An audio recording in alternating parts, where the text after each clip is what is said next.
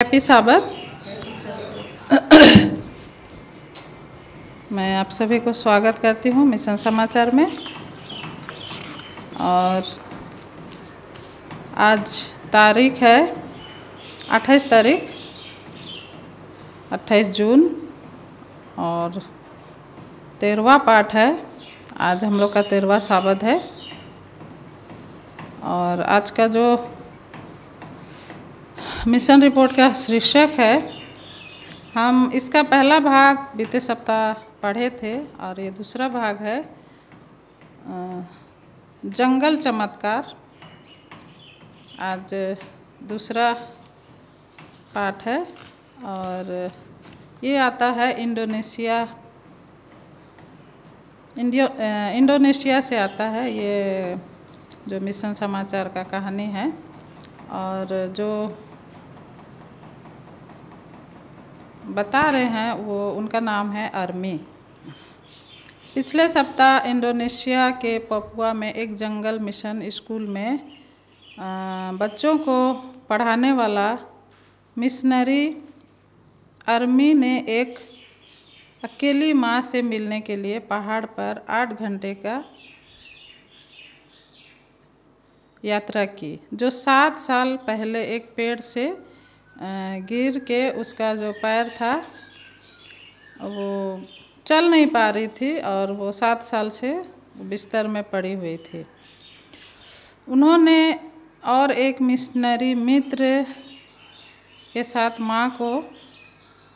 माँ से मिलने गए वहाँ पर, और उनकी एकमात्र आशा पास्टर चिकित्सक यीशु में था। तब अर्मी और उसके दोस्त ने सेल फोन सिग्नल के लिए प्रार्थना की थी। उन्हें माँ के पैर का इलाज कैसे किया जाए इस पर चिकित्सीय सलाह की सख्त ज़रूरत थी, लेकिन वे पहाड़ जंगल के बीच में थे और कई महीनों से उन्हें मोबाइल फ़ोन में कोई सिग्नल नहीं मिल रहा था। और फिर एक चमत्कार हुआ। माँ से मिलने कुछ ही दिनों बाद अर्मी का फ़ोन तब बजा जब वह और उसके दोस्त इंडोनेशिया के पपुआ में एक अन्य दूर के स्थान पर जा रहे थे। पहले तो अर्मी ने सोचा कि यह उसके फ़ोन का अलार्म है और उसने इसे नज़रअंदाज कर दिया, लेकिन फ़ोन बजता रहा। इसीलिए उसने उसे अपनी जेब से निकाल कर और देखा कि उसे एक ईमेल मिला था। इसका मतलब था कि उसके पास सेल फोन का जो ये सिग्नल था वो आ रहा था। अर्मी ने तुरंत अपना सिर झुकाया और प्रार्थना की, हे प्रभु, धन्यवाद कृपया इस माँ के इलाज के बारे में जानकारी के लिए सही व्यक्ति को कॉल करने में मेरी मदद करें। वो प्रार्थना करता है और वो अर्मी ने जल्द से अपनी फ़ोन संपर्कों को कॉल किया। चिंतित था कि सेल फोन सिग्नल गायब हो सकता है। फिर उसे एक दोस्त मिला जो नर्स थी और उसने उसे बुलाया। अर्मी जो नर्स थी उसे कॉल करके बुलाता है। अर्मी ने स्थिति का वर्णन किया, जो कुछ भी वहाँ हुआ था वो नर्स को बताता है। नर्स ने माँ के दाहिने घुटने पर घाव को साफ करने के बारे में सलाह दी। उसने यह भी सुझाव दिया कि अर्मी अपने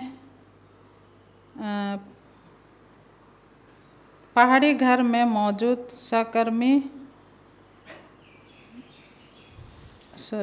संक्रमण रोधी एंटीबायोटिक लें और एंटीबायोटिक्स की गोलियां मां को देने की सलाह दी। फ़ोन कॉल के केवल 2 मिनट तक ही चली, फिर सिग्नल गायब हो गया। लेकिन बहुमूल्य सलाह प्राप्त करने के लिए यह पर्याप्त समय था। अगले 2 महीनों तक अरमी और उसका दोस्त हर हफ्ते अपनी माँ से मिलने उसकी घास वाली झोपड़ी में जाते रहे। हर बार वे घाव को साफ करते थे और उसे उस संक्रमण के खिलाफ एंटीबायोटिक देते थे जिसके कारण उसके घुटने में सूजन हो गई थी। उन्होंने उनसे नियमित रूप से प्रार्थना करने का आग्रह किया। वो भी प्रार्थना की और मुझे किससे प्रार्थना करनी चाहिए, उसने उन लोगों से पूछा कि मैं किससे प्रार्थना करूं। अरमी ने उत्तर दिया, जिसका नाम यीशु है उससे प्रार्थना करो। वह यीशु से परिचित नहीं थी और अरमी ने बाइबल कहानियों के माध्यम से उसका परिचय यीशु से कराया। जब उसने उसके घाव को साफ किया तो उसने बताया कि कैसे यीशु ने बीमारियों को ठीक किया और अंधों को दृष्टि दी। पड़ोसी देखने आए और उन्होंने कहानियाँ भी सुनी। जैसे जैसे सप्ताह बीतते गए, सूजन धीरे धीरे कम होती गई और घाव ठीक हो गया। अरमी और उसके दोस्त ने परमेश्वर को धन्यवाद दिया। जो कुछ भी हो रहा था वह उनके चिकित्सा कौशल से परे था। तब दोनों मिशनरियों ने पपुआ के अन्य हिस्सों में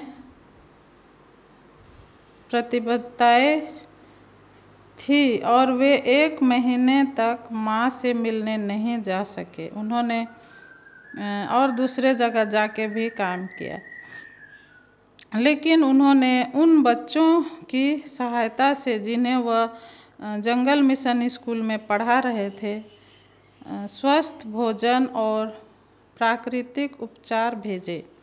जब मिशनरी अंत उसके गांव तक 8 घंटे की पैदल यात्रा करने में कामयाब रहे तो उन्होंने उसे अपनी घास की झोपड़ी के बाहर खड़ा पाया। अरमी रोने लगी। उसे अपनी आँखों पर विश्वास नहीं हो रहा था। वह माँ जो 7 साल से चल नहीं पाती थी, अपनी झोपड़ी के बाहर छड़ी के सहारे खड़ी दिखी। जैसे ही वह और उसका दोस्त करीब आए, उसने उसकी ओर कदम बढ़ाने के लिए छड़ी का इस्तेमाल किया। तब अरमी का दोस्त रोने लगा। यह कैसे हो सकता है, उसने कहा।